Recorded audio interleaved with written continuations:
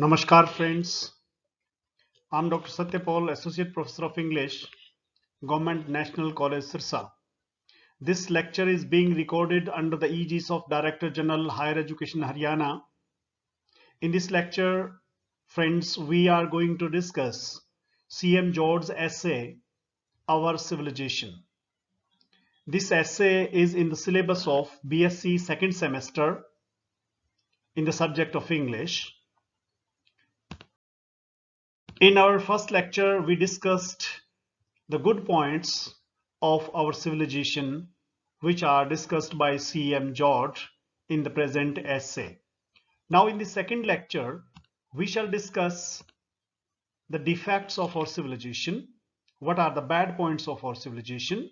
May I remind you that in praise of our civilization, CEM Joad discussed the good points like security, that in the present civilization we are secure, that the present civilization is far-flung and wide, and it is not going to end. This essay has been divided in three parts. The first part being praise of our civilization, second one defects of our civilization, and the third one is suggestions to make our civilization better.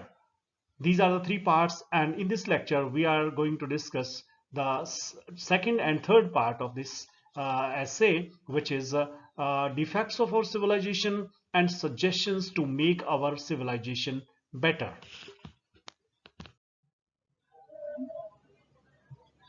Talking about the defects of our civilization, CM Joad writes, in democratic countries, men are equal before the law and have a voice in deciding how and by whom they shall be governed. In democratic system, everybody is equal, people have equal rights, but the sharing out of money, which means the sharing out of food and clothing and houses and books and so on, is still very unfair. Even if we may live in a democratic country, but people do not have equal opportunities. When CM Joad talks about this, it seems that he's talking about India. Actually, he's not talking about India. He's talking about the whole world. Everywhere, even in democratic countries, people do not have equal sharing of money. Sharing out of money, which is the first defect of our civilization, this is very unequal. While some few people live in luxury, many have not even enough to eat and drink and wear. There is a contrast. There are people who have so much money that they do not know how much they have. They live in luxury. And there are others who do not have enough to eat and drink. They do not have clothes to wear.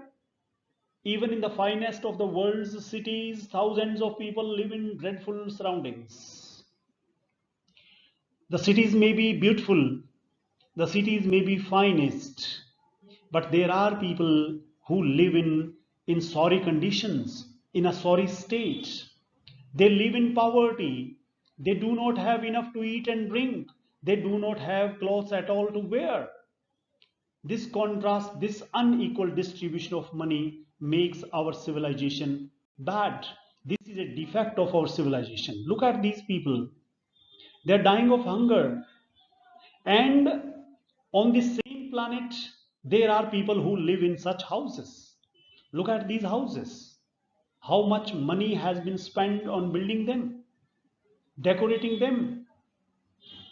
There are people who live in such houses. Look at this house. See what a contrast it is, that there are people who live in these houses, in these luxury cars, and there are others who do not have enough to eat and drink. Even in the finest of the world's cities, thousands of people live in dreadful surroundings. There are many families of 5 or 6 persons who live in a single room. In the same room they sleep, they dress, they wash, and eat their meals. In the same room they are born, and in the same room they die. They do not have any other room. A family of 5 or 6 people living in one room. They are cooking in the same room, They wash in the same room, they sleep in the same room. And they live like this not for fun, but because they are too poor to afford another room. They do not have another room. That is why they live in that room only. It is, I think, CM Joad says, it is, I think, clear that until everyone gets his proper share of necessary and delightful things, our civilization will be far from perfect. Our civilization can be perfect. Our civilization can be a good civilization only if there is equal sharing out of money, means people have at least basic necessities with them, then we can call this civilization a good one. So the first defect of our civilization that CEM Joad points out is unequal distribution of money. He talks about poverty versus luxury. There are people who live in luxury. There are others who live in extreme poverty. CM Joad continues and highlights the defects of our civilization. He says a still greater danger comes from war. Although, so far as buying and selling and exchanging of goods are concerned, the world could and should be a single whole. Across its surface, there still run the frontiers of the different states. Although the world is one, we buy things from other countries, they buy things from us. This kind of market is single market the world has become. But still, there is a greater danger that comes from war. Despite this marketing, despite this unity of the world, there is danger from war. Many of these were fixed in distant past. Some even of the most recent go back a couple of hundred years. Go back, that is to say, to a period before the train or the motor car, the steamship, and the aeroplane were invented. Yet these inventions, by making the world so small that I today in England am nearer in traveling time to somebody in India than my great grandfather was to somebody in Scotland. CM George says, my grandfather, he was away from England and Scotland. The distance between these two places was a great distance for my great grandfather. But now India is not far away. India is only a few hours away from me. Have made nonsense of the national frontiers by which it is still divided. The world is divided still. There are different countries, there are boundary lines, but science has enabled us, and now we can travel to far off places in no time. These divisions, the political divisions which run between mankind, would not matter greatly if it were not for the fact of war. It is because of war that the world is under danger. Danger poses a great threat to human civilization, and this danger from war is the second defect of our civilization.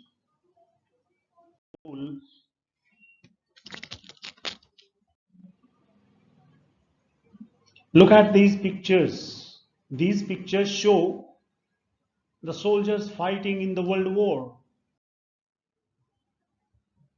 The atom bomb in Hiroshima and Nagasaki, everyone remembers. The destruction caused by the First World War and the Second World War. Everybody knows about that. What happened to the humanity in the name of war, nobody can forget.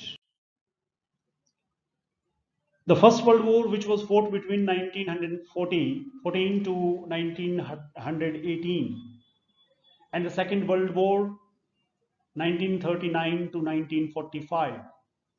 These two spans of time, they are very important in the world history because these two are the black spots in human history. In World War II, Great Britain, United States of America, Soviet Union, China, these countries were allies which fought against Germany, Japan, Italy, against Axis.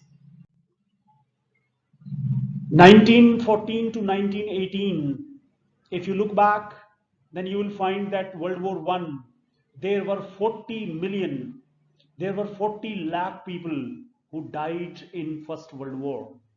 Casualties were 40 lakh. In the Second World War, if I talk about, which began in 1939 and ended in 1945, 75 lakh people died.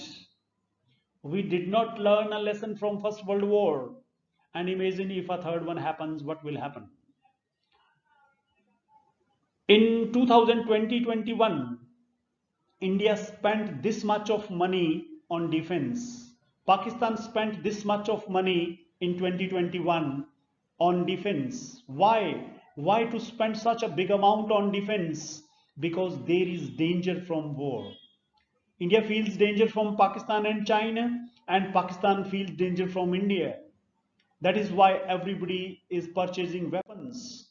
The money which we should spend on health, hygiene, education, we are actually spending on weapons of war. The second defect is mankind is torn with hate and war. This is a big defect of our civilization. The second defect of our civilization. CM Joad continues counting the defects of our civilization. He says, you might say that all through history there have been wars, that mankind has survived in spite of them. There have been wars 1939 to 1945, the Second World War, and earlier 1914 to 1918. Despite these two world wars, mankind has survived. You may believe that if the third one happens, even then the humanity will survive. It has even developed and become civilized in spite of them. Humanity has become civilized despite these wars, you may argue. It is true, but unfortunately, as part of his development, man has enormously increased his power over nature. We have destroyed nature. We do not respect flora and fauna. We do not respect greenery. We do not respect natural things. Man has erased the beauty of nature and trespassing everything for his own comfort and enjoyment. Man has learned to tap the hidden forces of our planet and use them for his purposes. Hidden forces of our planet, man has tried to dig into. And now, if his purposes are those of destruction, each fresh advance in his mastery of nature only increases the danger from war as men learn to destroy one another in ever greater numbers from ever greater distances in ever more varied and ingenious ways. Man is an intelligent animal and he has made very dangerous weapons. He has found out the hidden power of atom and he is making dangerous weapons. He has learned how to attack other countries from his own territory. Computerization of war. Computers can attack. They follow your command. Now you need not go to the battlefield. Sitting in AC room, you can attack other countries. This man has developed.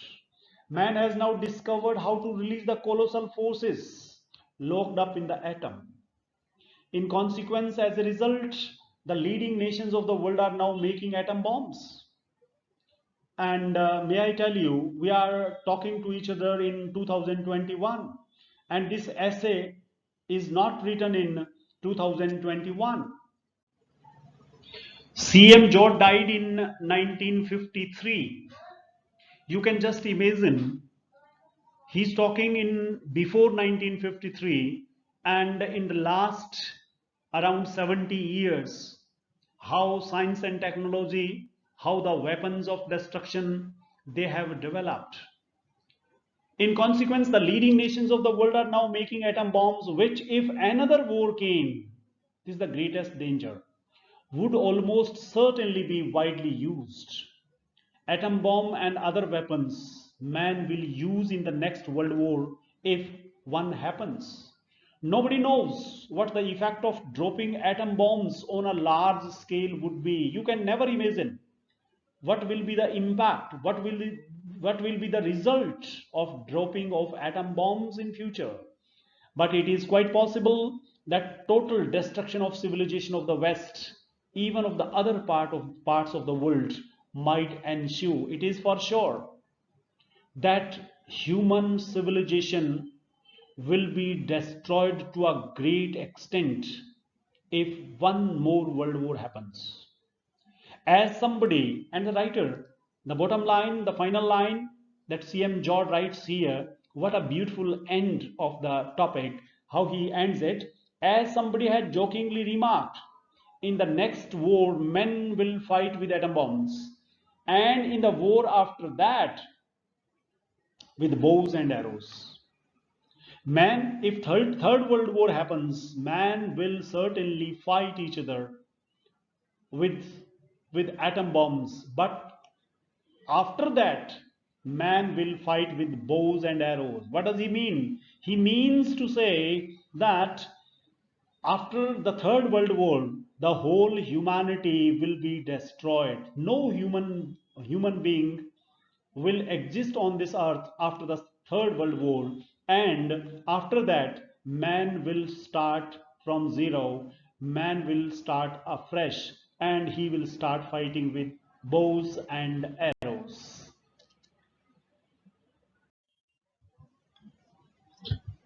Talking about the third defect of our civilization, CM Joad says man makes dangerous weapons that can destroy human civilization.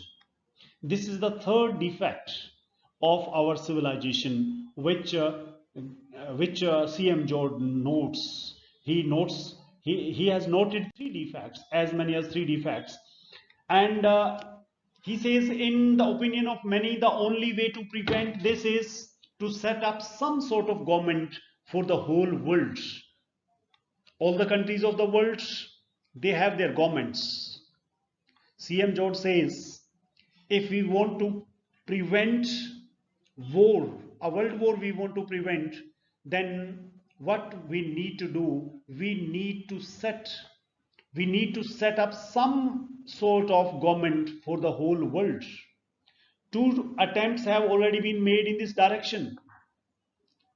When and how? The first, which succeeded the First World War, was the League of Nations. At the end of World War One, League of Nations came up.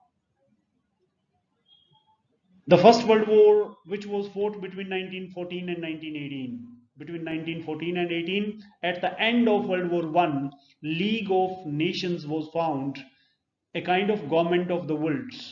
The second one, which followed the Second World War, the United Nations, at the end of Second World War, which ended in 1945, 1939 to 1945, ended in 1945. In 1945, United Nations was found, which still exists, which has taken a shape of a huge organization, United Nations. The purpose of both organizations was to provide a sort of law code for nations to which they could bring their disputes for settlement. All the countries of the world, almost more than 290 countries, are members of United Nations at present. And these countries, they sit together in United Nations. They bring their disputes for solution, and solutions are found out. Just as private persons quarrels no longer or fight in the street, but go to law, so also it was hoped that quarreling nations who had previously gone to war to settle their disputes would now go to League of Nations, to the UN instead. Just like educated people, they do not quarrel in the streets. If they have disputes and disputes are not sorted out, then they go to law. They go to the court. They file a case, and court decides what is fair and what is foul. Just like that, member countries of the United Nations, they go to United Nations, and and they try to solve their disputes. Neither organization has had much success. League of Nations has already failed. Why? Because despite League of Nations, the Second World War began in 1939, ended in 1945, and more than 70 lakh people died in that World War. So we can say that League of Nations failed. If we talk about the United Nations has also almost it has failed, says the writer. The League no longer exists, and the UN at the time of writing cannot yet act as a world authority because of the Great Gulf, which, as mentioned above, runs across the world between the Western nations on the one hand and the Russian bloc of powers on the other. He says UN is also not very effective because there are two powers in the world, Eastern and Western blocs. One is Russian bloc, other is Western nations. They do not believe in each other. They have no faith in each other, and they may fight any moment. UN does not have its own army. UN depends for finance on other countries, and that is why perhaps it is not that successful. It is nevertheless clear that the chief hope of the world in future depends upon our ability to set up some form of world government. The only way to avoid war is we should make a powerful government of the world. Only then it is possible for us to, to avoid war, to save humanity from another world war. This is the symbol of United Nations Organization. This is the body which was formed on 24th of October 1945 at the end of World War II, because it was needed to keep the world at peace, and various countries of the world became a member of this organization. This organization has headquarters in New York, and International Court of Justice. It has its headquarters in Hague, in Netherlands, and various other parts like International Monetary Fund and World Health Organization, etc. They are parts of United Nations organization. The basic purpose, the main purpose of this organization is to keep the countries away from quarreling, to make settlements, and no possibility of war there will be, to ascertain this aim, to make it sure that there is no more war. This is the aim of United Nations organization.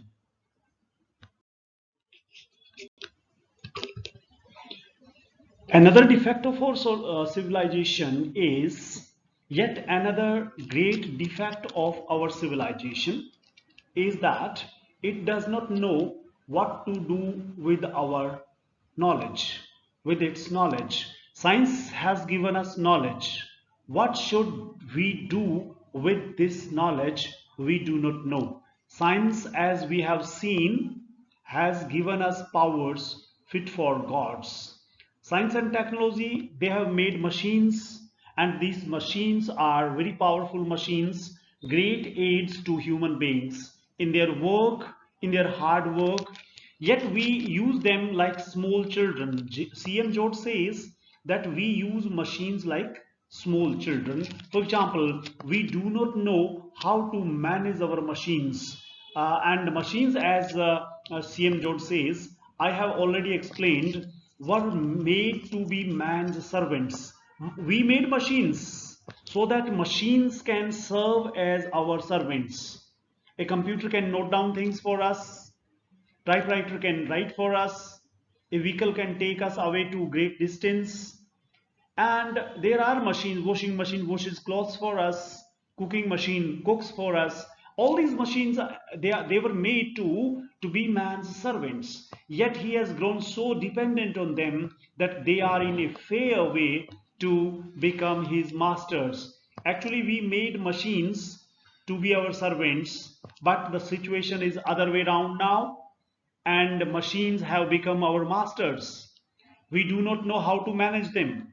Already, most men spend most of their lives looking after and waiting upon machines. What do?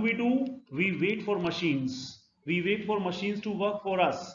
We spend time on their services, on keeping them in good temper, and to keep them in working condition. All machines are very stern masters.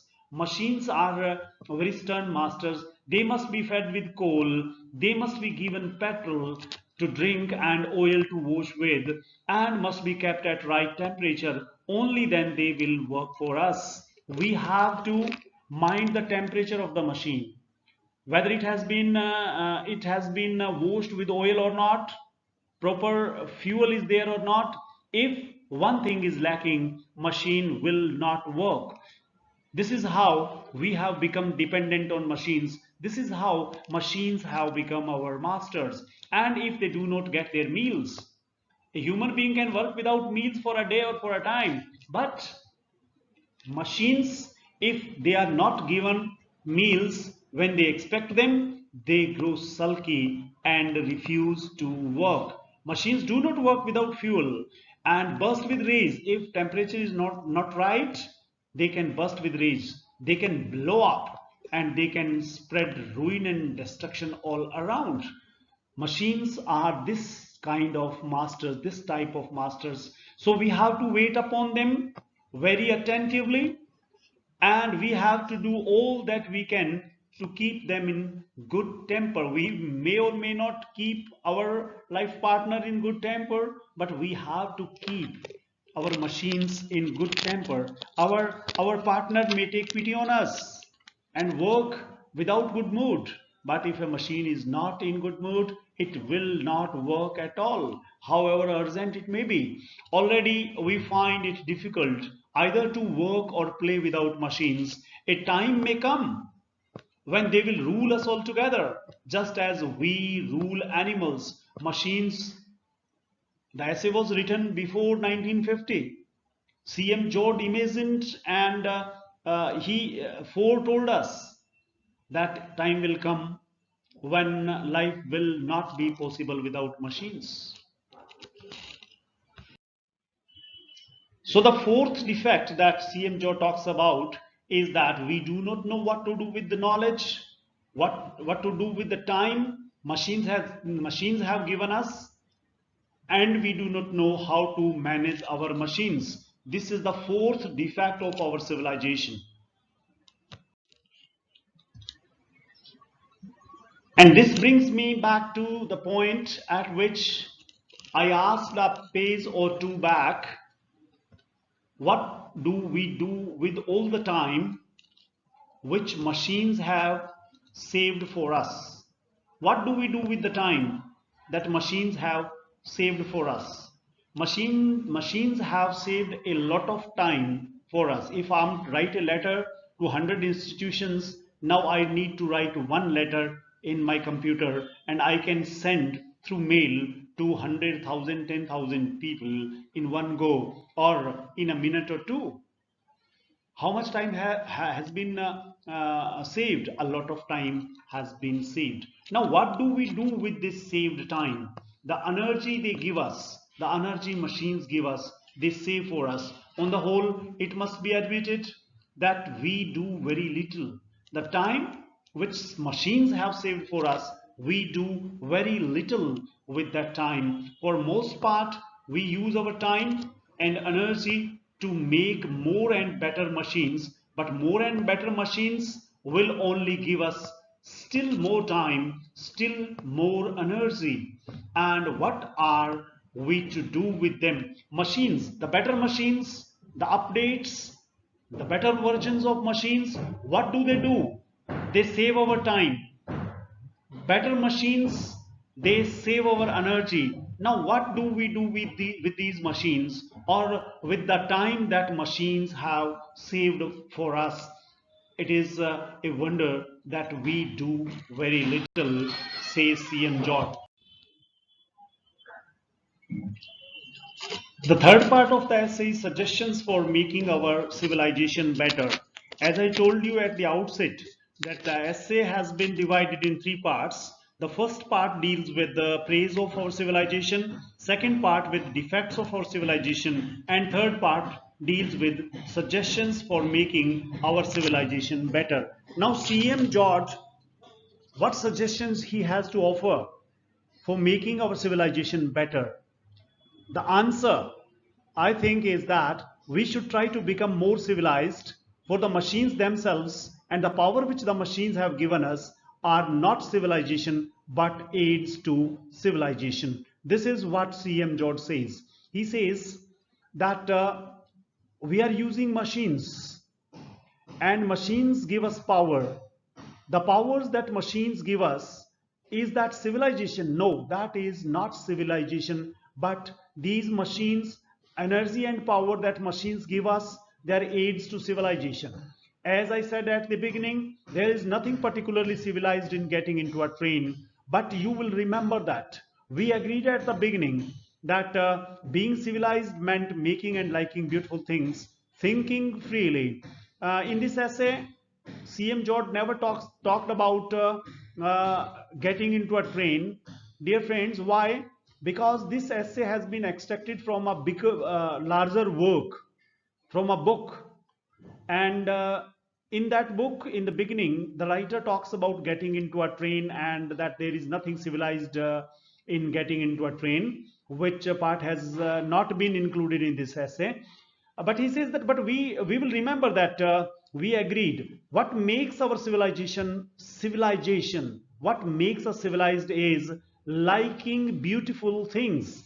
This is civilization. Thinking freely, it's very, very important, friends. Living rightly and maintaining justice. Perhaps maintaining justice is the pillar of civilization. Justice where? Justice between man and man. This is real civilization. Civilization will be a good and a better civilization. One of the best civilizations, our civilization can be counted only if there is justice between man and man. Man has a better chance today to do things than he had ever before. Today man can grow. He can grow easier. He has more time because machines have saved time. He has more energy because machines have saved energy for him. He has less to fear. He has less to fight against, except for dangers he has himself created. Man has created dangers for himself, otherwise there are no dangers. He will give this time and energy which machines have saved for us. Machines have won for man to making more beautiful things, to finding out more and more about universe, to removing the causes of quarrels between nations, to discovering how to prevent poverty. Machines which have saved time and energy for us, if we devote that time and energy for making beautiful things, for exploring universe, for removing the causes of quarrel between man and man, for preventing poverty, for erasing poverty from the life of men and women, the writer says, then I think our civilization would be one of the greatest civilizations, as it would be the most lasting that has ever been, says the writer CM George. Now, if I repeat, what are the suggestions that CM George gives? If we remove above said defects of our civilization can become better. There should be justice between man and man. There should be equal distribution of money. We should use machines as our servants and not as our masters. We should remove poverty. We should get rid of wars. We should get rid of mad race for weapons. Then our civilization would undoubtedly be the greatest, says CM George. Well, friends, after discussing the second part of the essay, in which we included defects of our civilization and suggestions for making our civilization better, I have some questions for you. The first question is, what are the major defects of our civilization? What does the author say? What does CEM Joad say about the distribution of wealth among humanity? What does CEM Joad say about the power that science has given us? How do we use that power? What does CEM Joad say about the two world wars? How, according to CEM Joad, should we use the time saved by machines? What, according to Joad, is desire to make our civilization greatest?